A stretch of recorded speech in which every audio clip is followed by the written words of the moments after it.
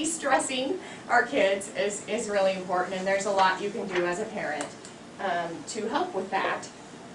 One of the things I wanted to talk about, though, is a lot of this, you really have to know your child's personality and temperament, because they're all unique. And if you get a chance to go to the session on personality and temperament, I would highly recommend it, because it's important to know your own personality and temperament and your child's, because a lot of the stress factors come with kind of clashes in those personality types, and what would make you feel comfortable might not necessarily be your child's temperament and what would make them feel comfortable. So I would say study your children. You know, as teachers, we spend hours and hours and hours talking about children. We talk about what motivates them, how their brain works, how they learn, why they react that way to this, and the others react that way. And we'll take, you know, a child and say, you know, how do we inspire them versus this one, you know, that doesn't seem inspired by that.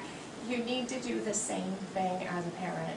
You need to study your children, figure out what's working, what's not working, what approaches you've tried that work and don't work. So I'm going to give you some general things today that are just things to build into your family structure, but there is no perfect, like, because somebody tried this with their kid, it worked perfectly with my kid. So keep that in mind. Take everything I talk about and think about your children, and I think this one would need a lot of that. I think this one not so much.